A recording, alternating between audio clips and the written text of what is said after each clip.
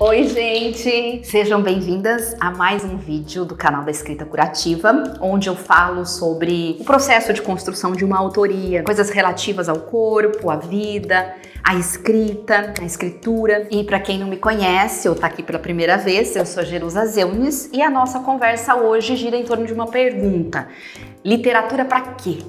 Mas antes, né, se você não está inscrita ainda no nosso canal, clica para se inscrever, ativa o sininho, que é para continuar recebendo as novidades do canal, e clica no joinha se gostar do conteúdo que a gente vai propor hoje.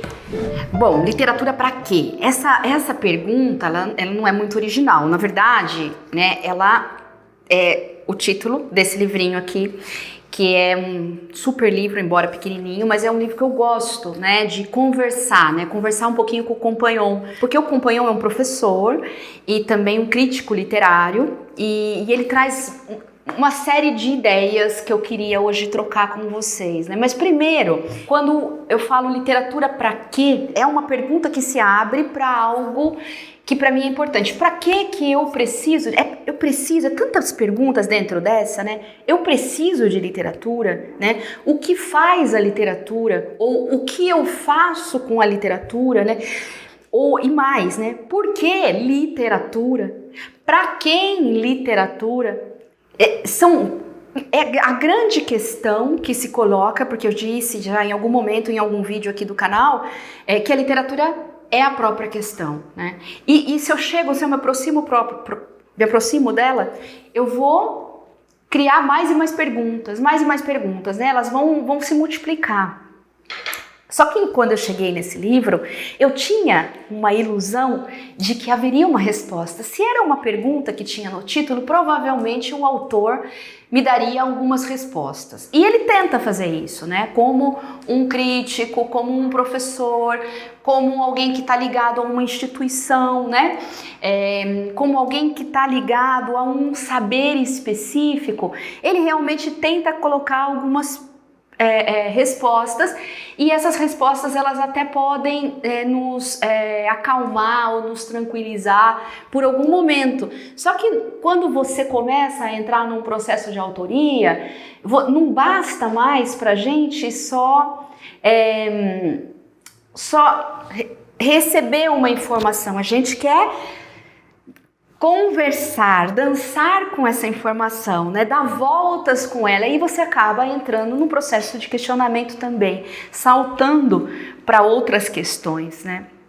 A literatura, eu desde dentro da literatura, em algum momento eu percebi que ela não deveria ficar, por ser tão forte, tão potente, ela não deveria ficar só restrita a esse espaço institucionalizado. Ou seja, a literatura não deveria estar só ligada ao autor de literatura, né, ao crítico, ao professor, ao consumidor de literatura. A literatura tinha que escorrer para o mundo e inundar a vida, né? Então, quando eu penso em literatura para quê, eu tô desde nesse lugar de uma literatura que escorra, né, que escorra desse campo no qual tentamos, né, tentamos todos nós, né, que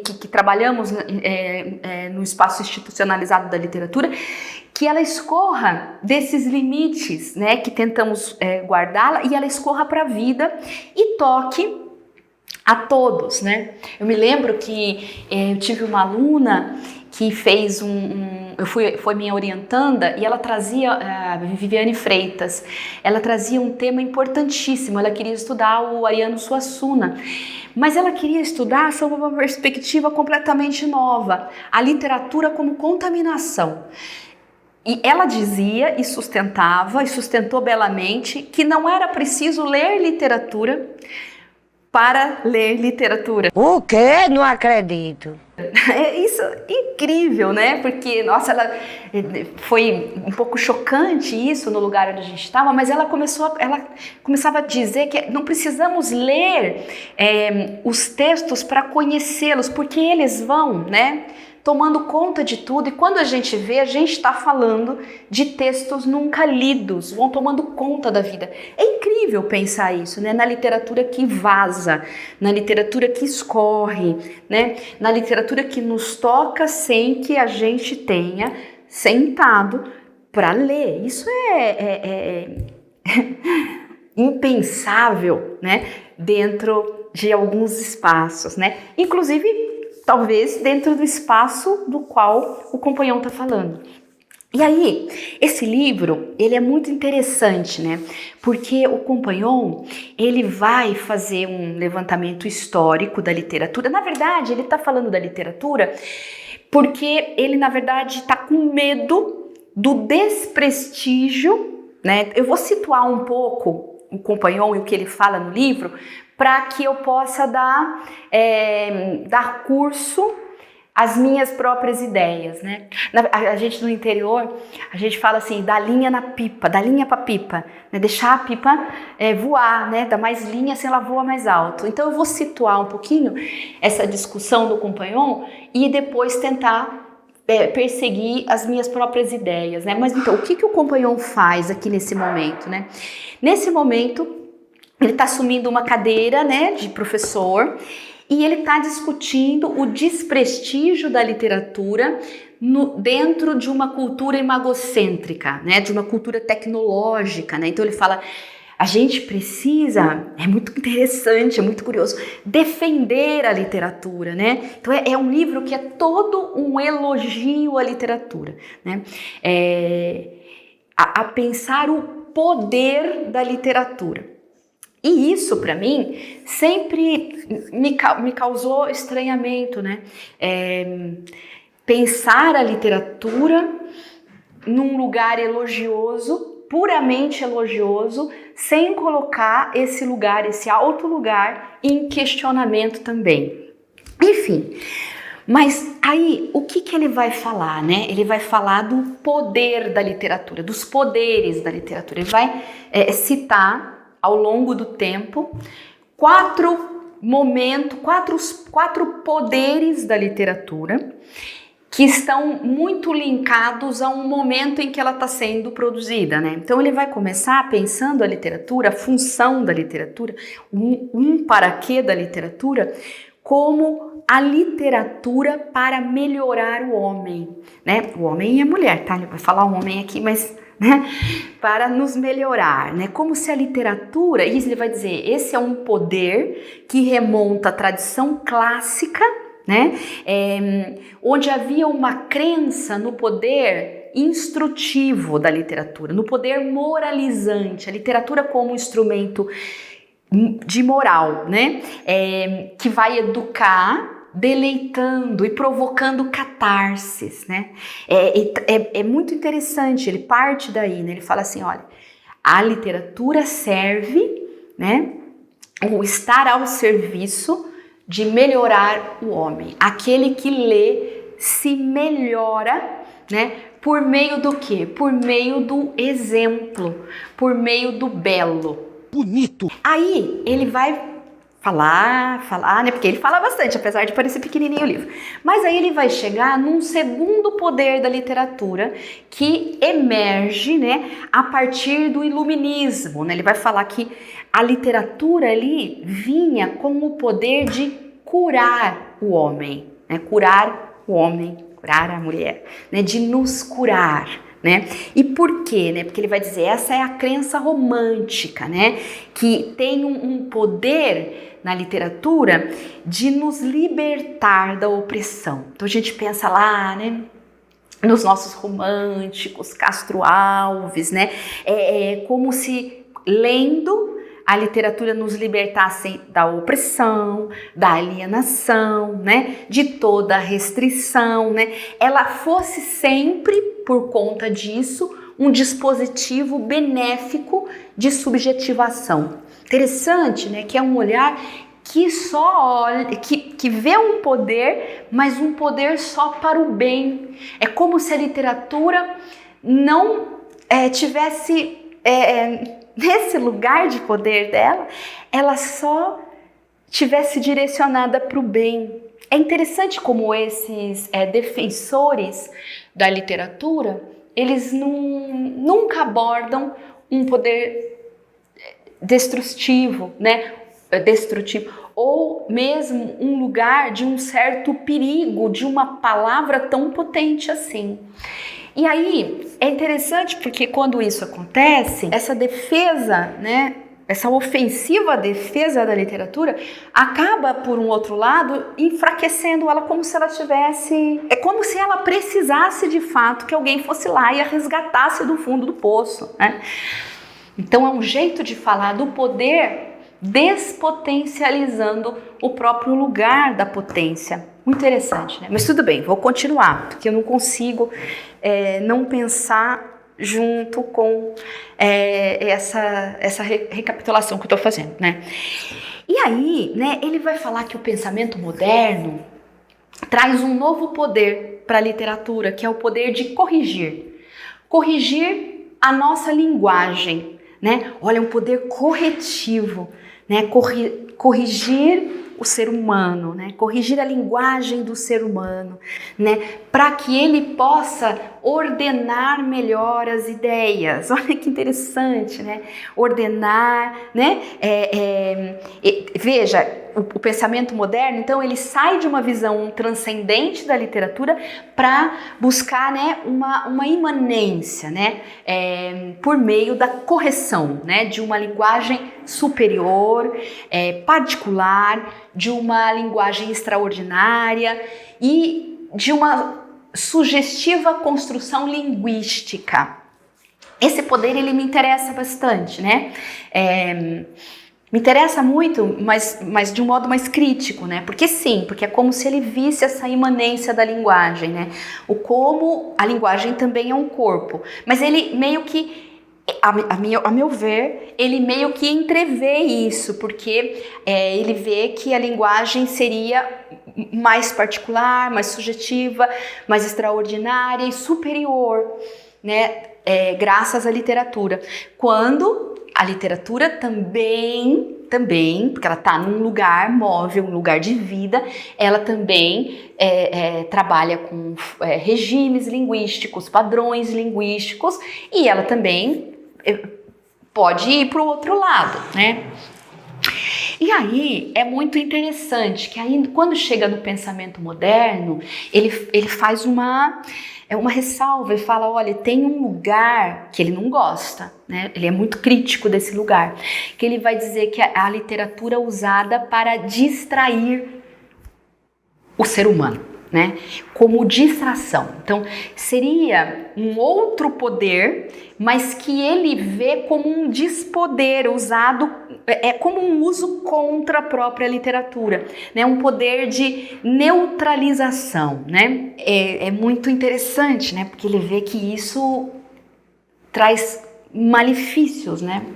Ele não vê isso como benéfico, né? E isso ele diz de pessoas que realmente estão ali recusando o poder da literatura. Um pouco que é bem nesse lugar que eu acho que o Compagnon dialoga um pouco comigo, né? No lugar de uma neutralidade, né? De uma potência, de um lugar de sim e de não, que é o que eu costumo falar, né? E aí ele vai, a partir disso que ele fala, ele faz um pedido, né? Um pedido mesmo, né? Para que a gente proteja a literatura contra a tecnologia, outras formas de saberes, porque ele acha que a literatura ela vai colaborar, né, com a nossa moral, com a ética, com os valores morais e éticos, né, e que ela vai preservar e transmitir um saber. Isso é uma resenha básica do que o Compagnon fala. E aí, essa começa a ser para mim um momento interessante, né, desse texto, porque aí que começa a me provocar a pensar por mim própria, né?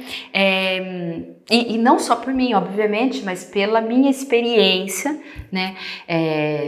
Não só uma experiência como professora universitária e observando meus alunos na universidade, mas também observando meus alunos da escrita criativa, né? Como é que eles sentem a literatura, como isso faz sentido. Quando eles leem, eles se sentem num lugar muito seguro, né? Ai, que maravilha, eu estou estudando algo realmente muito importante, algo que faz toda a diferença na vida. É preciso lutar pelo direito à literatura, é preciso levar a literatura para os confins, né, do mundo. Então é interessante o efeito que essas palavras extraordinárias, muito bem encadeadas, que ele traz, né? Então, um pouco no sentido de colocar em discussão e trazer, e aí dar vivacidade ao livro, que eu começo a refletir sobre isso, né? Então, tá, mas teria, né, um para quê? Porque nesse lugar onde ele coloca a literatura, eu não acho que ela se difere muito de um texto religioso, né? De um texto com outro caráter, um texto de caráter instrutivo, de caráter moralizante, uma enciclopédia, vamos dizer assim. E aí eu fico pensando que a literatura, claro, né? E a literatura e os textos que escrevemos, né? Eles têm, ele tem um poder de construir, sim, né? De transmitir, de preservar valores, de construir um arquivo, né? É como se o que ele fala me leva a pensar na literatura como um arquivo que contém ali no caso dele é um saber, ele vai dizer, é um saber sobre o ser, é um arquivo que contém todas as experiências humanas e ele diz experiências exemplares, né? Mas aí, quando a gente pensa nesse arquivo da literatura e a gente pensa que a literatura nunca é uma resposta, esse arquivo ele não contém somente um saber, mas o mais importante é o seu insabido, né? É o arquivo que contém aquilo que não contém. Aí é que está um lugar para mim interessante de pensar, né? Um lugar é quase que uma cripta, é um arquivo aberto e fechado ao mesmo tempo, né?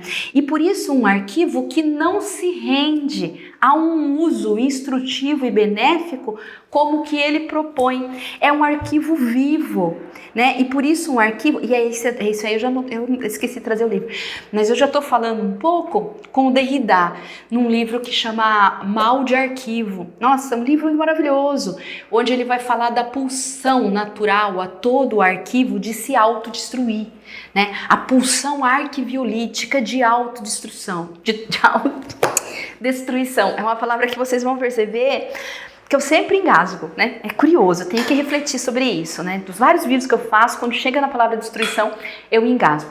Mas a literatura é como se ela fosse uma bomba programada para se autodestruir a qualquer momento, né? Toco nela e quero fazer dela um modelo e um exemplo, plim, pum, né? Plim não, Plim ficou muito frágil.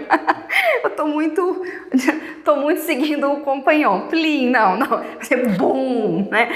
Pau, sei lá. Vamos colocar uns efeitos especiais nesse vídeo. Que nem quadrinhos. Aí é bom que os meninos vão fazer isso aqui agora, vão ter a ideia.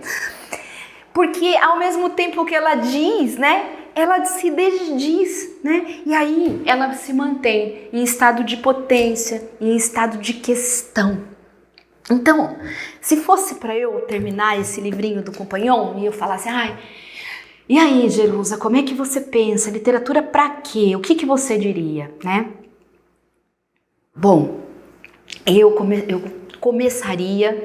continuaria começando, pensando que se há um poder na literatura, né, a palavra é difícil falar de poder, mas uma potência da literatura, de fato, é ela nos calar. É a literatura nos colocar num estado de silêncio. Silêncio diante de ruídos e de barulhos que não nos deixam entrar em contato com o quê? Entrar em contato com, e eu já falei, eu vou parecer repetitiva, mas com uma solidão, né? Com uma solidão. Então, quando o Compagnon fala, vamos proteger a literatura do tecnocentrismo, né, da cultura imagocêntrica, né, que isso está querendo roubar o lugar da literatura, não tem que proteger a literatura de coisa nenhuma, porque se a literatura for forte, ela segue seguindo. Ela segue seguindo, segue acontecendo, né? Quem não é forte é quem não está preparado ainda para ver, mas uma hora ela chega, porque ela é forte, ela vai sozinha, a gente não precisa elogiar. Mas seria uma potência da literatura, do literário e aí do texto autoral de nos colocar num estado de silêncio. Não é ficar corrigindo a minha linguagem, melhorando a minha linguagem. Tá bom, de repente, eu quero ser escritor, eu vou olhar os exemplos de escrita. Tá, mas isso é outra coisa, não é dessa autoria que eu tô falando. Quando eu falo de autoria, eu tô falando de algo muito maior, né? De algo que nos ultrapassa, né? De algo de uma intensidade, né? Não de uma intencionalidade de ser escritor ou escritora. Isso tudo bem, pode ser também, mas é uma coisa transversal, é uma intencionalidade que está ali, caminhando ao lado, não é central. O central é viver a vida intensamente. Que vida? É essa que eu tenho. Qual que é essa que eu tenho? Aqui é agora, é esse momento onde estou eu e você. A gente está conversando aqui, né? Isso é o que importa. Está pleno aqui, em estado de presença. Então, a literatura, o texto literário, né? A arte, de modo geral, poderia dizer, ela me joga para um lugar de silêncio. E aí? Aí eu não ouço nada. Nossa, parece que até o barulho do ar-condicionado parou agora. É muito mágico. Coloca no estado de silêncio, de onde eu tô lá, jogada num vazio, né? E aí eu começo a aprender ou apreender em mim esse silêncio, né? Eu começo a conviver, a experimentar isso que eu tenho muito medo, porque como a gente não vive mais o silêncio, né? Os silêncios que a gente vive são silêncios cheios de ruídos, é o silêncio da depressão, é o silêncio da doença, é o silêncio da solidão, que é um monstro, né? Dessa solidão monstro, né? Não da que eu falo, que é tão potente. É um silêncio que me engole, né?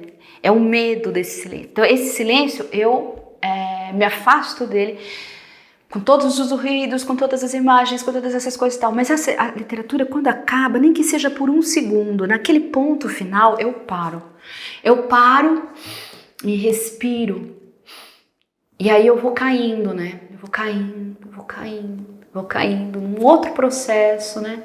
As perguntas, elas começam a me rodear aqui, mas não tem resposta, né? Eu vou indo. Então esse silêncio, ele é muito potente porque ele me ensina a si próprio. Ele me ensina o lugar de um vazio, né? De um sem forma. O que é o vazio? O vazio é uma ausência de contornos, ausência de forma. É um lugar de uma certa liberdade. Só que essa liberdade é um pouco diferente da liberdade que o companheiro estava falando, né? Porque essa liberdade, ela é perigosa, né? Nesse lugar também, porque eu perco as formas. Então eu tenho que experimentar por um momento essa ausência de formas, aprender esse vazio, eu não vou dizer aprender, porque senão eu vou ficar muito no companheiro. experimentar esse silêncio, experimentar esse vazio, experimentar essa duração, no tempo que eu consigo, no tempo que eu tenho para experimentar a duração, porque não é fast food literatura, não dá para aprender a autoria fast food, né? Não dá, não é rápido o processo. A gente vai aprendendo aos poucos, né? É muito bonito porque agora eu me lembrei de uma das minhas alunas, quando terminou um curso de escrita curativa, ela falou assim, a gente estava conversando, era uma aula final onde a gente conversava sobre várias coisas e ela estava cheia de questões e cheia de intensidades e pensando o que eu faço agora com tudo isso, né? E ela falou algo importantíssimo para mim, que nossa, dá de 1.000 a 0 no Companhão. Ela falou assim, olha, agora eu sei que eu estou num espaço. O que eu faço e como eu ajo dentro do espaço, o que eu faço com tudo isso, porque eu sei que eu tô num lugar perigoso. Nossa, que coisa mais linda.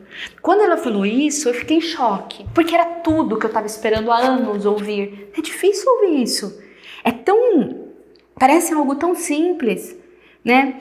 Mas é de uma pessoa que encontrou, que se sabe autora, encontrou a sua autoria, né? E se vê num lugar agora que é um lugar que ela precisa agir, algo precisa ser feito.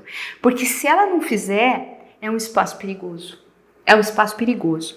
E aí é outra coisa, né? Espaço de fixação, é onde o silêncio vira esse monstro gigante, peludo, né? Onde o vazio é o do perdimento, é o da dissipação, né? Da falta de contorno absoluta, né?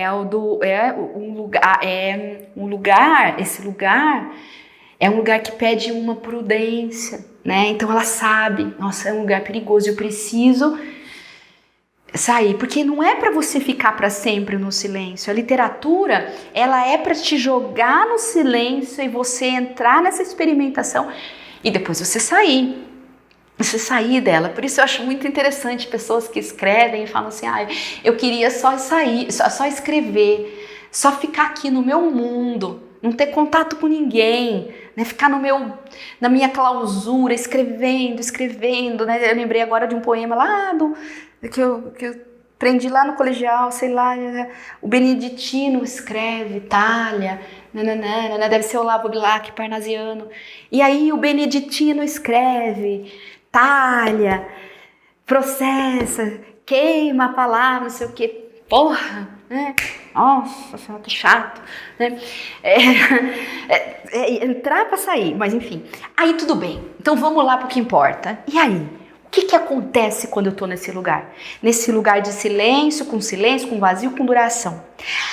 Algo nesse silêncio se faz ouvir.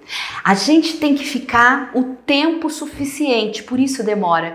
Porque enquanto eu experimento e apreendo a duração, eu tenho que aprender até que algo se faça ouvir de fato, né? E isso que eu ouço é ainda incompreensível, inassimilável, né? Irreconhecível a princípio, né? É algo como se... Nossa, estão ouvindo?